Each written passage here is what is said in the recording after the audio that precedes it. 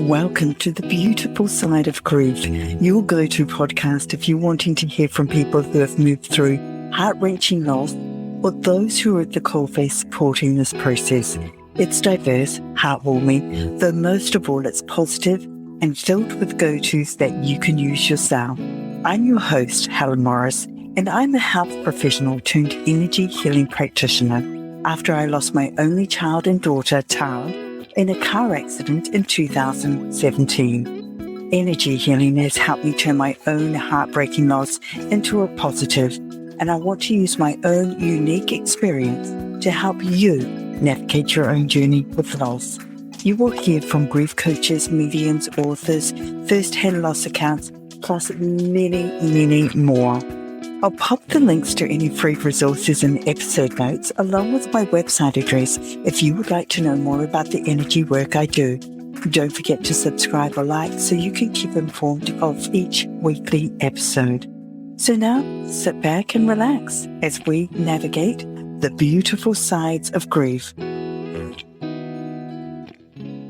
My guest on today's episode is a coach, a writer, a media expert. In fact, her resume is hugely impressive, and it would probably take most of the episode for me to get through it. So suffice it for me to say that Leigh White is very talented and respected for the work she does across a number of areas, serving a diverse range of women, including C-suite executives in the fields of transformational coaching, recruitment and training, mentoring, and speaker presentations. So keep that in mind if you feel that this might be something you want to tap into later on. Although Leigh was driven, successful, and felt fulfilled, there was actually a defining moment that changed her path to exactly where she is today, which is coaching women to be truly empowered and authentic in every way. Now, that defining moment in Leigh's life happened in 2006 when she lost her brother to suicide. She didn't see it coming, and her world stopped overnight. She found it hard to get any traction and began to question everything, feeling driven to do something to stop this type of death. By being still and listening, she began to see she wasn't living the life she truly wanted to at all. She learned to grow through this tragic loss and change her thinking. It also led to her taking action to support people bereaved after suicide who can be at risk, and co-founded a registered harm prevention charity, Wings of Hope, which we'll talk about. She dug deep and rebuilt her life, listening to her calling as a teacher to others. So it is my absolute pleasure to have you listening in today and to share with you my chat with this truly inspiring guest, Leigh White. In this episode, we're discussing suicide. If this brings up anything for you, please reach out for support. Contact or Google your local or national suicide helplines or crisis prevention support, or contact someone you know and trust.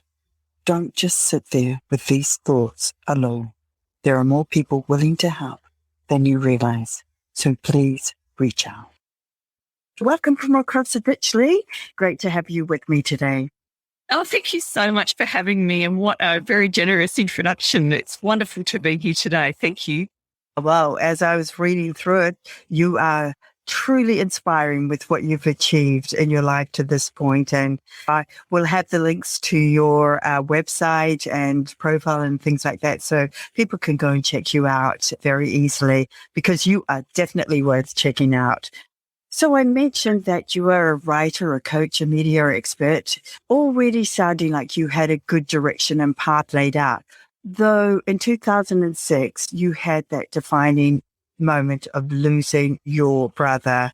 So are you able to share with us what that was and how it impacted your life and changed the direction to where you wanted your life to head?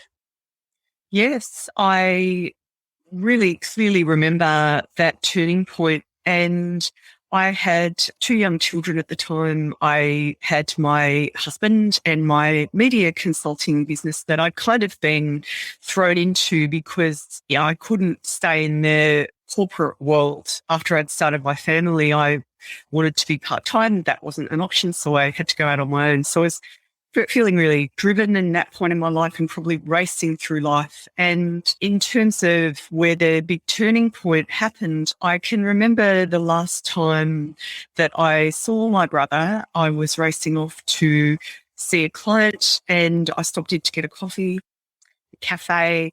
And it was a very rainy day and I noticed his car was parked outside the cafe and I got my coffee and then went and sat with him and we talked for a little while and he had struggled on and off over the years. We would never have thought anything as serious as what eventuated would happen. And I eventually took off and went to work and that was the last time I saw him. And the news was an incredible shock for all of us and everything just stopped. I think I took a few weeks off work and started to try to access some kind of help. And it's extremely challenging for people bereaved by suicide because you can't really make sense and of what happened and you keep asking why. And the big pivotal process, it rolled out over time where I'll sort of skip to where I ended up in an incredibly fortunate, almost like divine intervention scenario where I discovered a specialist bereaved by suicide therapeutic group. How did you find that group? Google. Great. bereavedbysuicide.com.au, I'm pretty sure, was the doctor's URL. And she was actually doing her doctorate when we were going through the process. There were 12 of us in a group and we had 12 meetings, probably over 6 months. And that was the only time when I could be vulnerable with what I was going through. The rest of the time, over that whole period of 6 months, I was just continuing to be a consultant, a mum, a husband, and just probably crying all the time. And one of the most beneficial things, another divine sort of thing, was I was consulting in a business that an ex-work colleague was working at. And so she was a sales director and I was mentoring a marketing director. And I can remember that each Thursday when I would go there, she would take me to lunch. Now, I knew she had no time, but she knew what I needed, and what it was just to be in the company of another person that isn't really going to tell you what to do or how to be with your grief. But I think she'd had a very traumatic divorce. And I know that any ending is incredibly traumatic. And that had happened a long time ago, 20 years ago for her, or maybe a bit less. And what she used to say to me was something very powerful, which was, you're going to keep going over everything that's happened and trying to understand it. And this was exactly what I was doing and reliving it, which in retrospect is probably very traumatic for, our brain because we keep going over and over it, but we're trying to make sense of it. So that was really fortunate that I had her and I discovered the group as well. And that when I would go to the meetings, I was with a group of 12 people and the doctor would take us through different processes. And she has a model where you kind of almost try on the shoes of the deceased person. Oh. And almost, like, not physically, metaphorically, and almost in their shoes. And then you take those shoes off and walk on in your own shoes. And it's done over a very long time. It's an incredibly powerful model because when our group started, all of us could barely get out of bed like that. Those depression symptoms are so real. And by the end of it, we wanted to do something for other people. We just could not believe how fortunate we were to have grown through it together. Yeah. Found that. How transformational. Yeah. Yeah, it was incredible. And so that's where the idea of the charity started. Fantastic. So we're going to go into that in a little bit, but let me just backtrack a little bit to what you said earlier, because you said that, you knew your brother had some struggles, but nothing obvious to lead him to this point. What did those struggles look like? He had, how can I put it? He'd had some mental health struggles and really hadn't found his place in the world, I suppose. And it was very difficult. So this is 2006. So Are You OK didn't exist. I don't even know if Beyond Blue was there. there wasn't really the type of supports, and only crazies went to psychologists and psychiatrists, would have been how he was seeing what was happening for him. And he was working and he was having a life. One of the things that did happen for him was his ex-girlfriend that he was very close with died of cancer, and maybe that made it too much. And that's what I think that is where, when a person at risk experiences something that they can't cope with, Yeah. the ending of the pain is something that they're looking for. Yeah. And I think it's important to point out that, you know, what people are experiencing on a deep level is often not seen by even those closest to them. So sometimes people go through and blame themselves for something that they had no awareness of. And I think we need to be educating that sometimes you just don't know. You just don't see the signs because there are no obvious signs. You know, you just think it's just everyday challenges that people are going through, and you don't know the depth to which they're struggling with that. So you talk about dying within. What was it that specifically made you feel like that? You know, was it like I don't on the inside? Yeah. All hope was absolutely lost. I remember specifically feeling like an absolute freak. I would just sort of, in that first few weeks after the death, I was thinking, how am I going to tell anybody? Because this doesn't happen. I didn't know anyone that had experienced anything like this other than in art, like It's a Bad Girl or something like that, Romeo and Juliet. And so for me, this was out of my world, out of my depth. And I felt like a freak completely. And just that somebody that you love so much could not see or feel that love, and that was not enough, that they were so disassociated from what you were giving or sending them, and that the fact that it is so hidden what their intention is, as you say, like it just comes out of nowhere, because what we might think is enough for a person, like keeping in touch or whatever it is, it may not be enough. And that's part of their journey. Yeah. And that's the important thing to remember too, is that, you know, we don't know what people's journeys are. You know, like I've discovered that through everything I've experienced, I have a specific journey in this lifetime, you know, that I didn't have awareness of perhaps prior to losing my daughter. And when I did lose her, it was suddenly like I had my whole world open up to a new awareness, a new way of thinking. And, you know, I'm not saying that suicide is a way to go or it's the right path, but we just can't sit in judgment of people that have chosen to end their life this way. And I think it's very easy to do that because there is so much stigma around it. Yeah. Where you felt like a freak is like, could you tell people that he'd actually passed by his own hand? Or did you feel like you had to keep that side of it hidden? Or just so many layers to it, because I remember being aware that from a religious perspective and a cultural perspective, I am married to a person that was brought up Catholic, and all of their network is Catholic, and my children go to Catholic schools. And so for me, I didn't really know how the response was going to go, because I was not up to speed on how it was being received. And then all of my consulting clients that I wasn't going to be able to work for a little while, for a few weeks, how was I going to let them know? And fortunately, telling the truth and being very authentic really worked in my favor. I just stated what was had happened. And I knew that it wasn't as though he thought this was going to be a fun idea to do. I knew that something must have been really serious. And just to anchor into knowing that they thought that was their best option when they do this was where I got a lot of power. And over time, I just can't remember where this happened in the timeline, but I caught up with a friend and he said to me, some people might say it's a weak option, but I think it's the most courageous option because you take control of your situation. And he didn't really try to unpack why it's courageous very much, but I could understand that he could see another perspective. There is no right or wrong. And all the Catholic community were amazing. Yeah. Fantastic. And I did receive so much support. And one time I do remember someone saying to me, you must have felt a degree of guilt about this.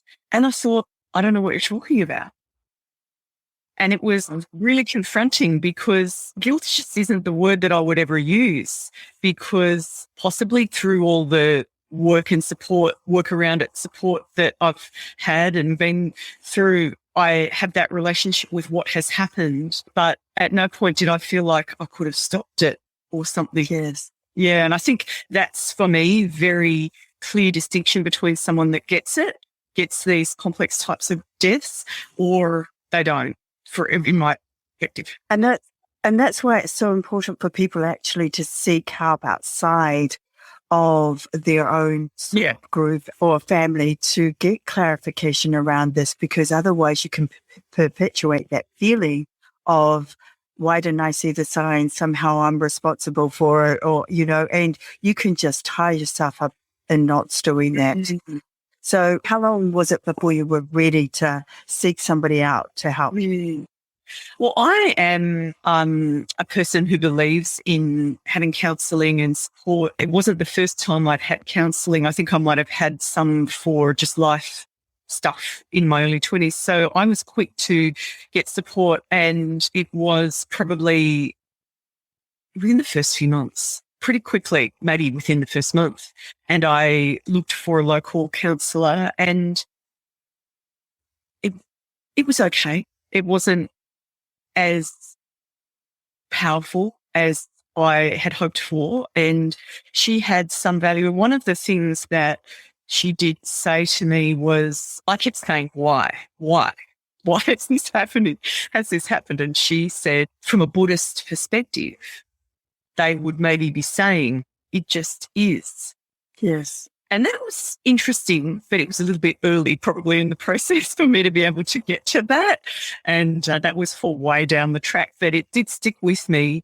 And I could see how people around you just keep carrying on with their lives after your grief, after the incident. And you think the world should stop. Yeah. Experience this horrific, tragic event. And why aren't people stopping? And why is the world carrying on? That's right. And I was noticing that I had all these different experiences. Like, I was a really social person before, but when we'd go to barbecues and things with the young family, I didn't want to talk to anyone. And it wasn't a decision. I would just go off and be with the kids in the little toddler room or whatever. That is absolutely not me. It was different. I really didn't have much energy. I didn't really want to drink any alcohol. I noticed a lot of things were quite different.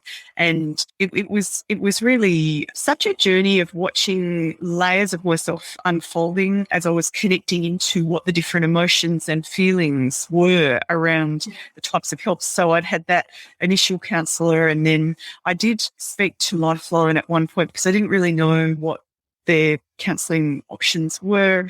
And then somehow I discovered that Bereaved by Suicide group, and what I had been looking for, and I didn't know what I wanted, but what I wanted was, I wanted to meet a person that didn't feel like a freak, that had been through this and was normal, because I didn't really know if I was going to make it. And when I met this specialist, suicide bereavement specialist, I was blown away. She was totally normal. She'd been doing it for 20 years. And I just thought, wow, how can you be in this stuff and be normal? And it must have inspired. And I said to her in our first session, when am I going to get better, or when will it go back to normal, And it just brings up so much emotion thinking about, I can remember her saying to me, well, some light, you might notice some light starting to crack through. And I thought, okay. And I could deal with that. And then we enrolled in her program not long after. Yeah, it was great. So you were talking about the why just before, asking why.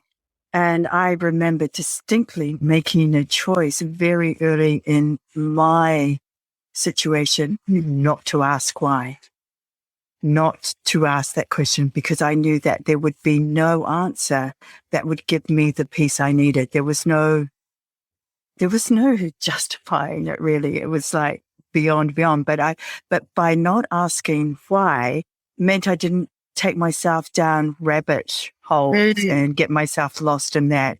I just very quickly was able to shift not into a place of acceptance, but a place of seeing it from a different perspective, to what many, and I was quite lucky in that respect because that happened very, very early for me.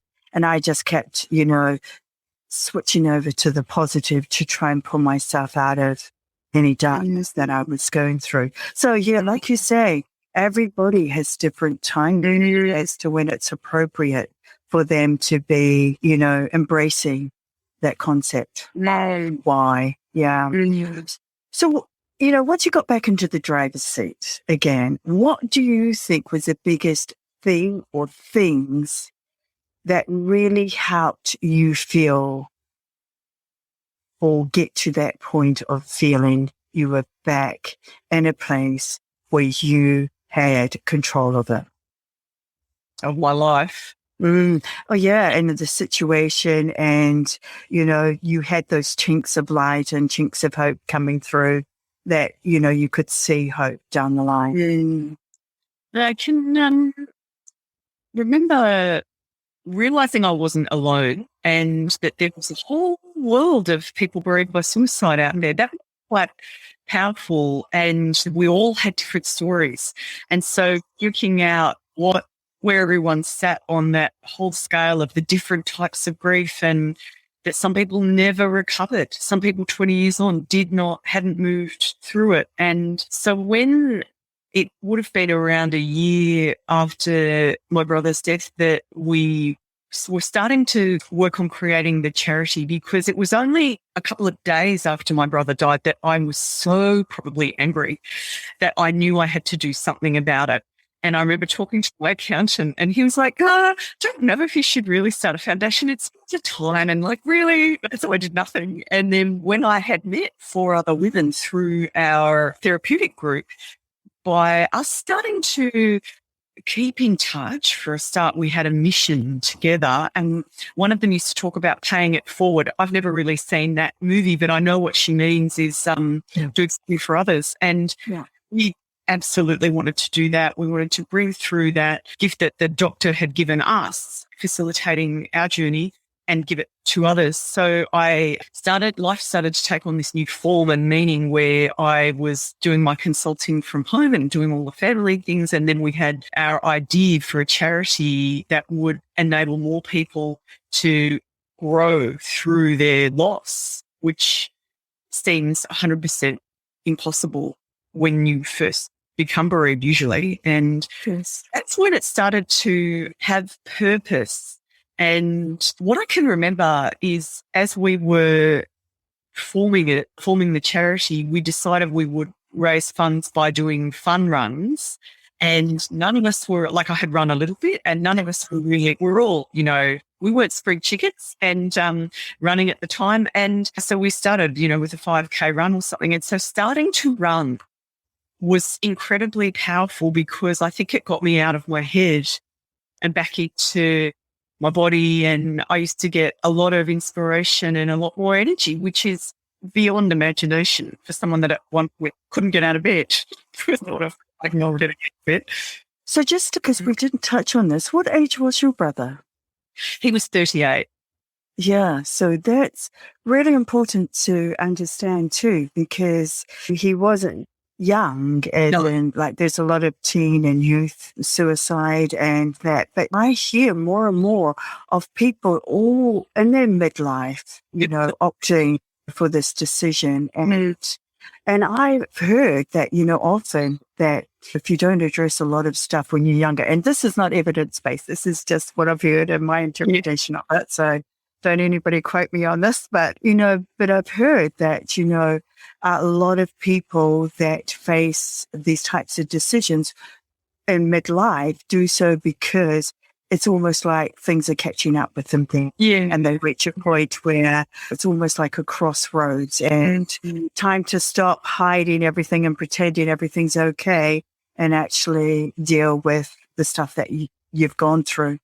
So, yeah, I don't know how much that holds the picture, holds true to the picture, but yeah, I think that, it's true. Like things would catch up with a person and they can no longer kind of face it maybe anymore. And that sense of overwhelm become really acute. And as you say, like as with a teenager, often that can be much more spontaneous than with the person in their midlife or they're in their much latter years, which is also another at-risk group. Kind of been thinking about it for a while secretly. yes. Yeah. And that they are very determined. That is one thing I've learned is they do their research and they're very determined and that's their path. Yeah. Yeah, especially the quieter ones, that don't let on about anything. So your charity is called Wings of Hope. Have I got that right? Yes. Yep. Okay. Now, what are the primary objectives that you have for or had together as a group for setting this or co-founding this charity? So we wanted people to not feel alone because isolation in this type of very complex grief is very dangerous because being in our head and feeling isolated is, with this insurmountable problem, that is rare and puts a person at risk. And when we discovered that people bereaved by suicide there's a higher likelihood of them being at risk. And there was a suicide Senate inquiry in Australia around the time, I think, remember it was released around 2010 or so, and that revealed that children bereaved by suicide were 45% more likely to take their own life or attempt. And so a lot of things, again, very divinely lined up for us. We were quick to get a project that we could create and fund. And that project was for a book and DVD. I don't know if it's still on DVD format. It might not be now, called Red Chocolate Elephants. So it's on a download. You can download it on YouTube. Yeah. If you Google Red Chocolate Elephants, you'll see about a 5-minute part or the nearly 20-minute thing. And it's actually by the doctor that we had been treated by. She'd filmed it 20 years before and never been able to get funding from the outside world that aren't bereaved for it. So we started running and we got funding. I was really, I'll talk about funding later, but what the actual device is, if you like, or this, as a therapeutic device, it's a really high quality coloured book with a series of exercises and then the audio and video of children who have, it's actually not showing their face, it's their art and their voices, who have experienced suicide loss and they're talking about their grief. And I'm telling you, I've got goosebumps thinking about it. Our little group, our Wings of Hope, we got to hear it the first time it was produced and all of us looked at each other and said, they're universal messages. When those kids are reminded of things that the father or the person around them used to do and all of the different ways that they connect into the energy of the person that is now deceased, it was very powerful. And so our mission was to support that project and place a copy in every school in Australia. And fantastic. So we did a lot. It was all volunteers and we did get our registered as a registered harm prevention charity and that carried on for 10 years and it still carries on today with others who are involved with the organisation. And if you look at the URL of wingsofhope.org.au, it's all there. And we'd also received funding much more recently for a mental health first aid certification, because when a person knows that what different types of mental illness are and what amount of time is kind of okay to be in that space of depression or anxiety or disorder of another kind, you can really play a much bigger part around prevention and support. So we were very excited about that project. It's the first time I've heard about it. Oh, yeah, I know. Mental health first aid. Everywhere. And so I've done two the mental health first aid certifications for adults and for young people. I've done both. And it really gave a lot of context around what I learned, because I spent years as a speaker and an advocate and getting involved with Suicide Prevention Australia and other organisations and universities around this work. But I didn't really feel very qualified as a person in the mental health sphere. But this certification enabled me to say, all right, well, if someone's had these symptoms for 2 weeks, they need to get a referral. Something needs to happen. So that is one of the big things that I would say to anyone. If the person is bereaved and maybe some time has passed and they've had some time to work through that grief, if you feel compelled to do something, I believe that every manager at work, every teacher, everybody that is with other humans, because anyone can be at risk, will benefit from this really short course. Oh, fantastic. And so they can find that on the Wings of Hope URL that we'll include in the episode notes. So, and the mental health first aid training, you probably just have to Google that because it's a separate organisation. Oh, I might put the link for that. Yeah. It might be MHFA, Mental Health First Aid. And so, our projects were the Red Chocolate Elephants, national distribution. And I mean, the author has sold copies into the UK and the USA. Like, it's fantastic. Because there wasn't another one of those. There just wasn't anything. And for me, when I was trying to talk to my children in that first year of my brother dying, I got a tiny booklet. It's like a 2 or 3 page thing. It was tiny, made by a nurse in New South Wales that knew that there had to be a way to talk to kids about this type of death. And it was helpful because it did give me tips like, they think in black and white, so do tell them the facts. Here's how to explain that they stopped their body working and that type of thing, rather than any graphic detail. But just that they couldn't continue, and just to try and give them a context. Yeah, so those tools, the Red Chocolate Elephants was a brand new thing that was the only one of its kind with children's art and voices. And the other thing we did was our running events, we actually were doing them every year for quite a while. And those became events that individuals, like a colleague, many people would start getting groups from their workplace to run together, and they would all bond around and raise funds. And the other thing was they still hold the Remembrance Gathering every October. And it's International Suicide Prevention Day, I think it is. It's held on that day as a live event that people can attend. And so that's some of the kinds of projects that we were doing, along with even just having the website where people could get information. Do you know, let's go back to that research, because that figure of 40, was it 42 or 25%? To me, that is huge. That is such a big number.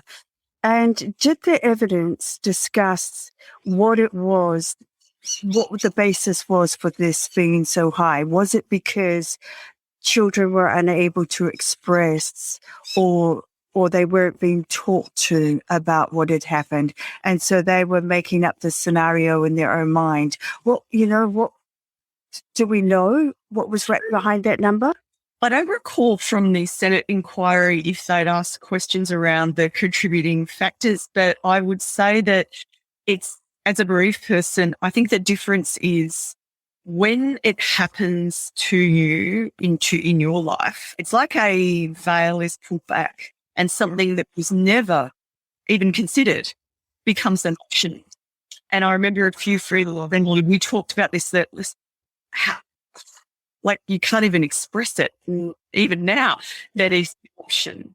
And that's why it's such a traumatic sort of journey, because as the bereaved person, because when it becomes an option, I can only imagine if a young child grows up with a parent that has suicide. And so what do you say when people say to you, where's your mum? Where's your dad? Yes. Yeah. Did they do it because they didn't love me? If they loved me, how could they leave me? That is exactly the type of question. Yeah. Yeah. And look, I took a look at that YouTube clip on the Red Chocolate Elephant, and I recommend anybody listening to this today to go and do that, because it is so impactful. You say you had goosebumps when you first saw it. Now you're talking about it, I've got them again. Yeah, it was immersive. Like we started talking about it, it was like, oh, that is such an incredibly powerful tool. And just to have that awareness and just to get inside these children's heads of what sort of things they're talking about. I think we need to know that. We need to be aware of that. So highly recommend that. Yeah. And I will definitely put a link to that. Yeah. People can just click on and do that. Now, the receipt. Yeah, Sorry. People can buy a copy for this. Yes, yeah, definitely. Or social worker or whatever they would like to do. But as you say, it is so evocative because, it's very sacred work. Like to hear a child talking like that, you just can't get access to it on demand, but now you can. So, yeah. Fantastic. And I'm going to follow through on this myself because just with you talking about it, I feel like in New Zealand, I want to explore that need for us here too, because we've got ridiculous rates happening and just breaks my heart every time I hear, somebody else is taking their life and the impact of it. So let's talk about the impact of that as well. Sorry. Yeah, there was one thing I wanted to add is we were able to get it to emergency services because police and ambulance officers, so that when it happens, when a suicide happens, it's treated as a crime scene because they don't know why somebody died. And they will show up and there will be bereaved people there and they have no tools. They have nothing to give them. So now they have red chocolate elephants. And that's what the police were saying to us. So thank you for letting me add that. And I've just written that down. Wow, that's really useful information. To me what sort of approach to take. So the research that you share on the website also indicates that for every one death by suicide, 135 people are impacted and 10 or more significantly. Now, again, I had no idea that number impacted was so high.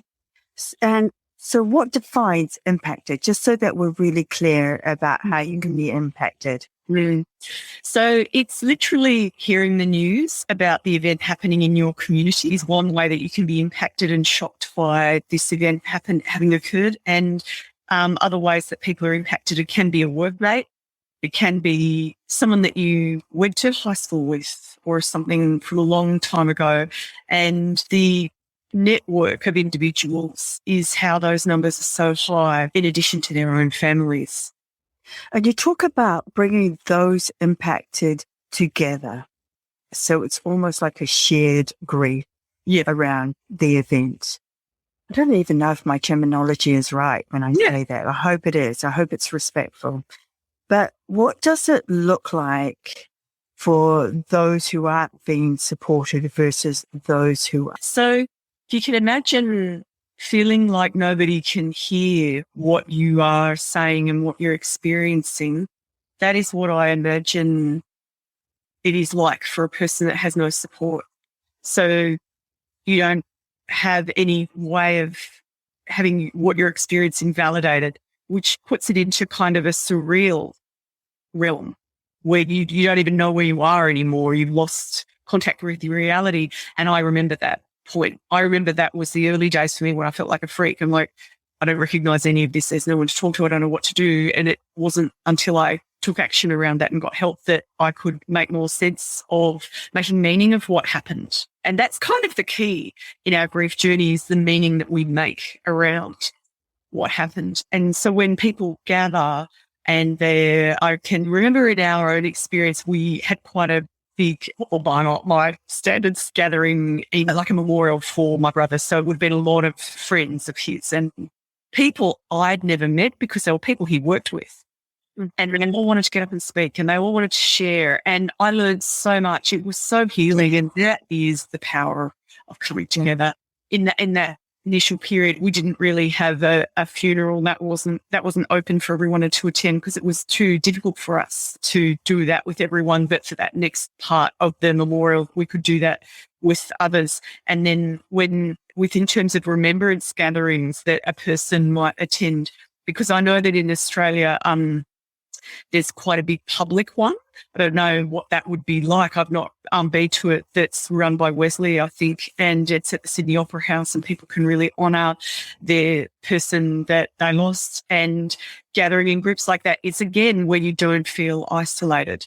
And I know that for the Wings of Hope gathering, it's much smaller. It's not a media type event, and people are more sort of arm in arm, and there's a few ceremonies that they go through. So it's very binding in a way. Yeah, you can share and it's safe. When you just mentioned about people getting up and talking about, your loved one, and you not knowing, you're hearing stuff that you didn't know about. And that immediately took me back to some of my daughter's friends, one in particular sharing about how, he wouldn't turn up to school. So she would leave school. She would go to his house, which was quite close to school, waltz on through to his bedroom and say, "Hey, you get your butt up out of bed to school. And by the way, you owe me a bag of lollies." and I remember thinking, "Oh, wow, my daughter did that. How incredible was that?" It made me feel so proud that here off her own back, she was helping somebody else change their life by the one simple fact of getting them to school. Absolutely. And this was at a high school, so you know what teenagers can be like. Yeah, she was such an angel going and doing that and just putting his needs and knowing what was good for him. Yeah. Oh, and yeah. So again, and there are so many instances of that, so many snippets of information I didn't know or wasn't privy to that was just like, it boosted my heart. My heart felt like it was going to explode because I thought, wow, but here I am in the worst possible moment, hearing the most magnificent stories. And that is when you allow people to feel safe in sharing. Like we were just all around together outside, it was bitterly cold, but we were all wrapped up in rugs with the fire and, just sharing it. It was just that is incredibly powerful. And that gathering around the fire, I mean, the being with the elements like that really allows us to just tell the truth and for these real gems to be revealed, because the work is in the detail. It is finding out those things about how our loved one was in the world and getting all these different insights, because we do need to have a relationship with them beyond. Yes. Yes. Now, I want to explore with you what a lived-in experience is and what exposure is, because you've written, by sharing our stories, we can forge a connection with others that reduces isolation and risk of harm and could potentially save lives. And so that's all wrapped around this lived experience. So as in, what is a lived experience? Yeah, because I think when you talk about that, like I hadn't heard that expression. And so maybe some of our listeners won't know what that is either. So I think it's good to just have some context around what that is. And Yeah, so it's where the lived experience became a really important part of the journey, was through that, seeing the value in having moved through type of grief, because this one certainly doesn't feel like it's very valuable in the beginning. It feels like hell. And what happened was we realized that people weren't talking about suicide supports and bereavement as much as it is needed. And there's a whole area that's kind of the opposite of prevention. It's called postvention. So prevention would be before this type of death, and postvention is the supports and resources after it. So in the world of postvention, I had the opportunity to take my lived experience story to speak in front of hundreds of people that are coming through unis and colleges where they're learning to be a mental health nurse or a nurse of any kind and working in the sector, but they don't know what it's going to be like talking to a person's bereaved or how to handle that. So I could share that experience, and there's so much value in there. And in the stories of different people who've written books about their loss, where they can really add so much value to others to find their way through it. Because what I think this does is that when people speak from their heart and from their truth, it comes across in a different way. It comes across really authentically. It comes across heartfelt. It comes across less than perfect. And I think when those things happen, people can relate so much better to the messages that are being said or being put across. Yeah, I agree with that. Yeah, absolutely. Because it becomes real, and everybody's story is different. But you can start, when you hear different stories, you can start to find threads that make you feel like I've got a place in all of this. There's somewhere that I belong. Yes, absolutely. Now, when we first connected, you wrote to me that as you move through your loss, you may get to know yourself better and feel called to do something purposeful. Well, definitely that's what you've done with setting up this, charity Wings of Hope and that. And that was also certainly the case for me. This is why I'm doing this podcast. Yes. And also why I, explored the realm of energy healing, and I became certified in that because it had such a profound effect on that. And I think people can get lost in their grief. And if they're doing that, how do they then get to a point where they can find meaning out of their tragedy and find their purpose?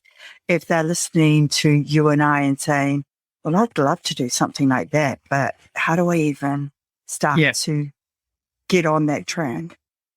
Yes, I think it is finding forms of inspiration. And what's very interesting is I find that these kind of spiritual teachers show up on our timeline of life, our life journey, at the right time. So it'll just be a book, or someone will give you a book, or you'll hear something on the radio, or listen to a podcast, and you'll think, something will come through for you in some form of clarity. And then when we named Wings of Hope, the wings stands for we inspire new growth after suicide loss, because we felt that was where the power was, where a person can, you're entitled to have a normal life of your own again and move through this. So that's what was so important to us. And I think for everybody out there, it can be as simple as writing a letter to your lost loved one.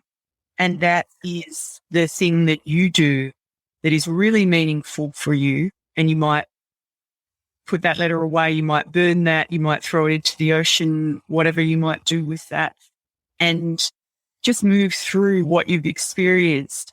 Or you might do a cake bake and give the money to Lifeline.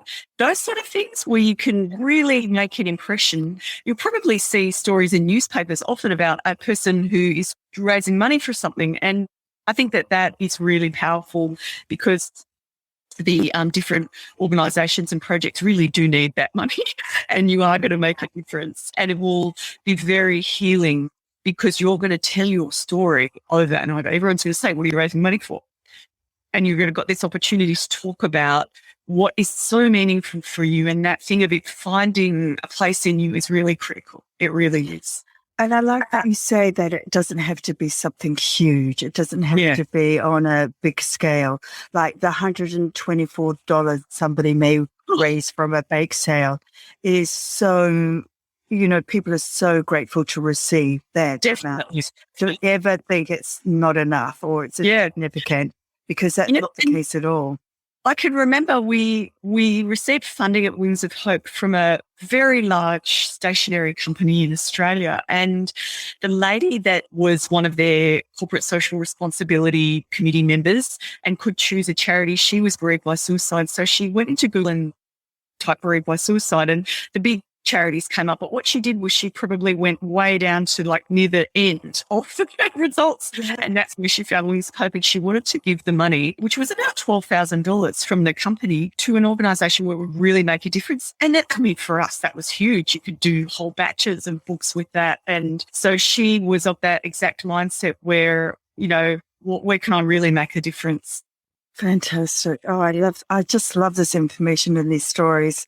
Okay, now, this is a very long interview, longer than what I typically do, but I think the information that we're talking about is so valuable, and I just need to just continue with this a bit further, because, if we can help one person find their right track, then it's all worthwhile. So let's talk energy healing. Yes. Something so near and dear to my heart, and it profoundly changed my life when my daughter was in spirit form. She led me to, because she realized that I'd had a very traumatic upbringing and that it impacted on my life, and especially as a single sole parent to this beautiful girl.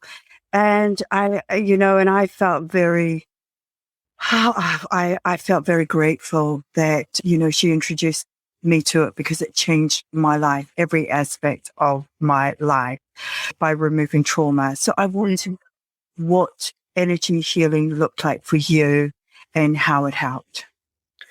It's such a fascinating topic. And I actually thought that you were referring to me when you said you discovered energy healing and felt so guided to it. And I thought, oh, you're talking about my story. No, we have the same. No, that is my story. Yeah, we're the same because I obviously experienced counseling and cognitive behavior therapy psychology, and I could move through the conscious state of different things. And it was probably a couple of years after losing my brother that a friend was going through a very difficult divorce. It was terrible. And I said, well, you're very calm. How come you're so calm? What help are you getting?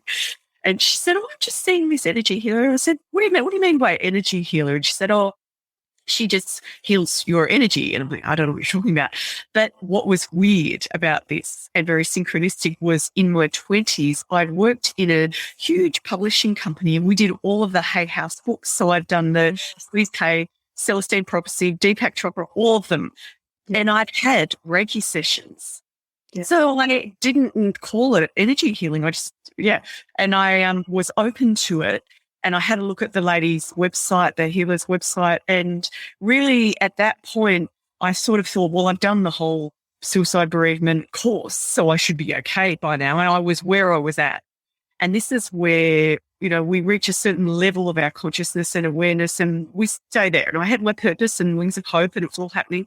And on the lady's website, the healer's website, she said she did like a business coaching course as well. And I thought, well, I want more purpose. I wanted more. I wanted to change what I was doing in my work life. There was this real need within me. And when I had my first session with her, it was sort of towards the end of the session. I talked about this and that and mentioned nothing about suicide, nothing. And I was all about, I've been doing media advisory for a long time and I don't know if this is enough anymore. And towards the end, I don't know, it all started coming up. And I said, and there's one more thing. I lost my brother by suicide a few years ago and I still, got this, and I was crying my eyes out. And then the whole direction of the session changed. And then we did this big clearing on my energy and I could feel density coming out through around that third eye forehead area. And I thought, wow, something real is shifting here. I walked out and thought, yeah, something weird. Not something weird, something has happened here. And that just began the journey of me doing some specific work with her and going on to discovering her next level purpose of really wanting to be a leader that inspired others to live a better life. And eventually I studied energy healing. I started with her and did a lot of work with her and have been doing that since about 2012, doing that study and work. Well, that's how I became a certified, emotion code and body code and practitioner, was because I got a free emotion code downloaded and started muscle testing, teaching myself to muscle test. And I did it on myself for about 3 days when I was at the beach. And honestly, I had never been calm in my life. Never, ever, ever. I always operated at a level of, anxiety, which I didn't label it anxiety. Yeah. But in hindsight, I did know that. And for the first time ever, I felt calm. I felt in control. I felt like I had strength. I knew I was still grieving. I knew I could still feel that pain, but it was okay. It was okay to allow myself to cry and feel that. And it was the most profound, beautiful feeling that I've never experienced. And that was enough to make me want to go to that next level as well. So, wow, that is so powerful. Yeah. Hearing how big an impact that had to being a person that is operating from that place of anxiety for your whole life and not thinking the support that's available to you through the energy. What a huge transformation for you. Yes, because I'd developed really chronic illnesses from age 20. I had chronic fatigue and 30s I had severe Crohn's and like that. And now oh my gosh, they can't even find any Crohn's in my body. And, Wow. and that's a difference. That's a difference. So, I want people to understand that it's loads of things that you can have in your toolbox to help. And it's That's what right. works for you and what you get guided to, because I think a lot of it is about those synchronistic moments where you go, oh, funny that I used to do that, that publishing company that did the Hey Mission. Yeah. It's what you're saying, because this really weaves back into the whole grief journey where when I was first bereaved, there's no way I could have meditated.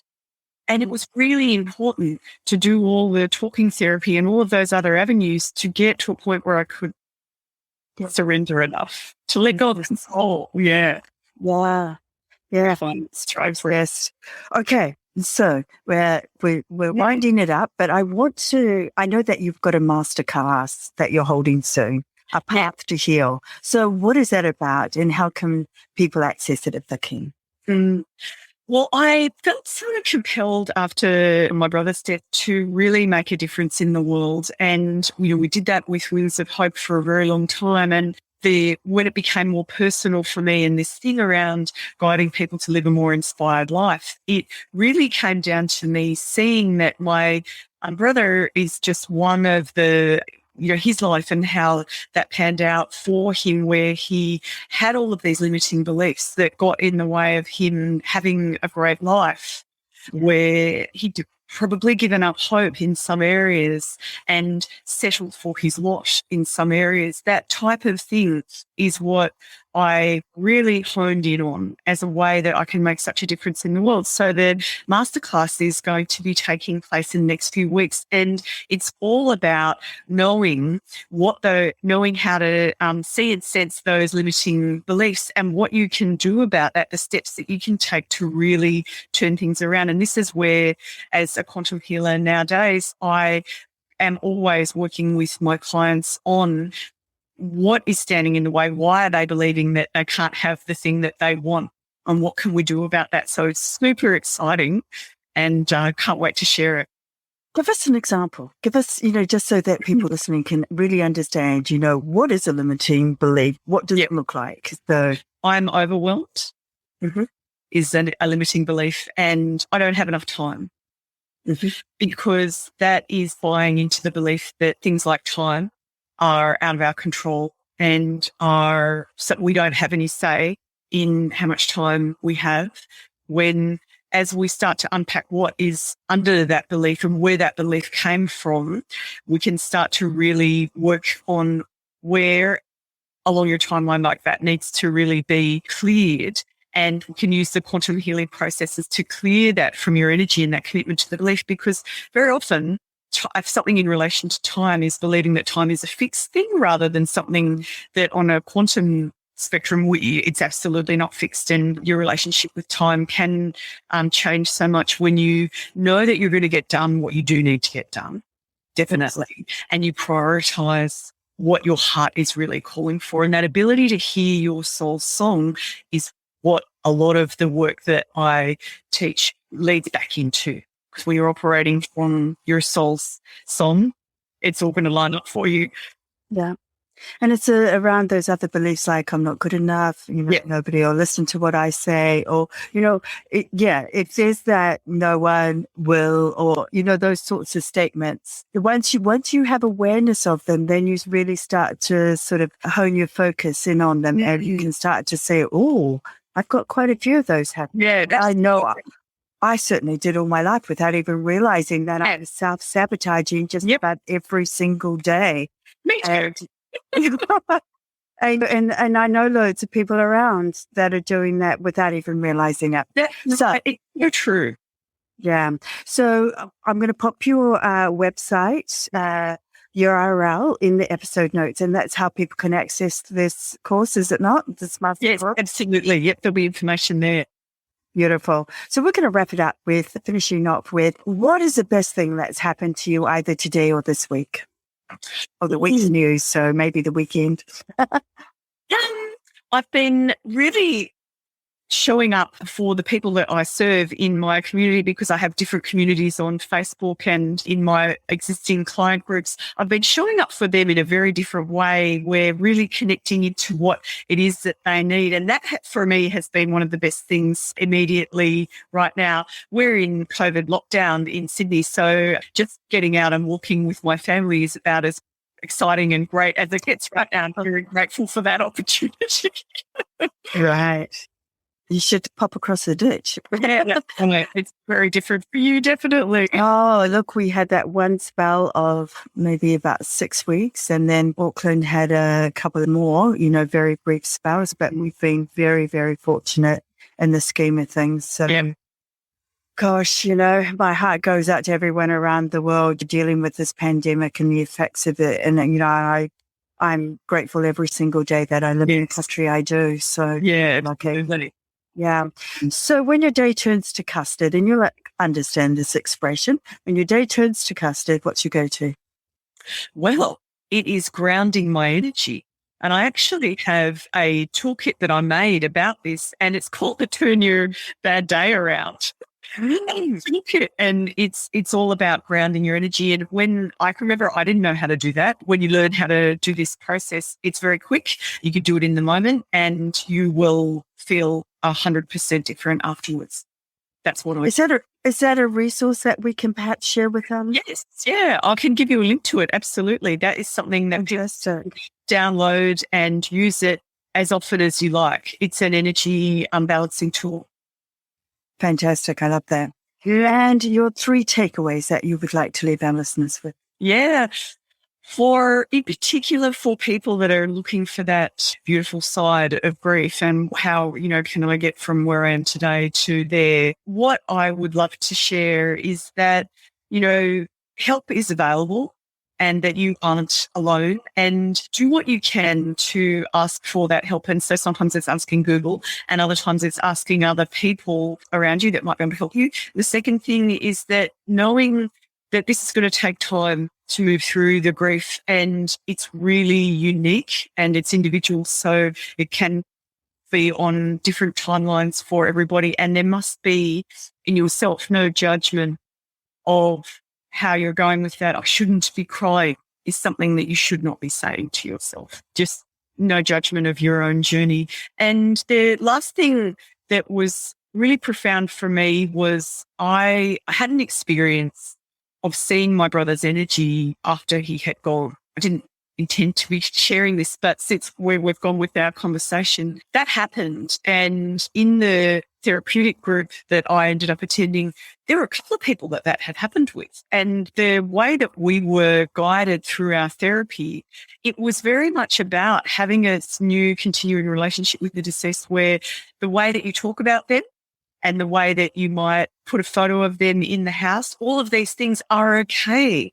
And that you recognize that you do have a relationship with who they've been in your life and where they are right now. And that so many of my brother's friends told me that they still talk to him.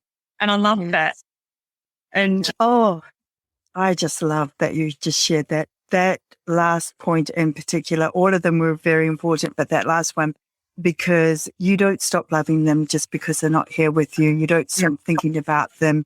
They were and still are a big part of your life. And I spoke about my daughter from day one, whether people wanted to hear about her or not. And I still do that. I still talk about her because I honor her memory. I honor the role that she had in my life and how she shaped so many things that I experienced. And I'm not going to just put that in a cupboard and forget about it, because that's my makeup. She is part of my makeup. So I absolutely honor that you speak about her and spoke about her from the beginning, because she's real. Yeah. And people hear me all the time talking about her and they go, "No, here she goes again, probably," but never to mind. That's right. Well, Leigh, I just want to thank you so very, very much. I know that we had a very long session today, but I feel like the points that you covered about this topic that still needs to be discussed more openly and shared more openly are so vitally important to discuss. And you did it with such hope and grace. And I feel like anybody listening to this can have at least some idea of what their next steps could be if they've experienced this firsthand or have been a bystander, one of those people impacted by suicide. And because I really would love us to be united in reducing the numbers. Yeah, absolutely. To suicide is so heartbreaking, and it's such a complex type of grief. So, and Sylvia, thank you so much for having me and creating this space where we can have these conversations that have to be had. And even if a person that isn't bereaved, but they know someone that is bereaved in this way, I hope this is helpful for them too. Yeah, I'm sure it will be. Wonderful resources, all available in the links. Yep. So thank you Thanks so much. Hey, thanks for listening. If you enjoyed this episode today, be sure to share it with others. Hit the subscribe or like button so you can be notified of each weekly episode. Also, let me know how I'm doing, especially if there's more you'd like to know that perhaps we didn't get time to touch on today or in past episodes. And if you're after resources to help you out on this journey, or more about the energy healing work I do, hit the Healing to Be You link. That's the word healing, 2, letter B, letter U.com. So until next time, be kind to you, and thank you for joining us on the beautiful side of grief.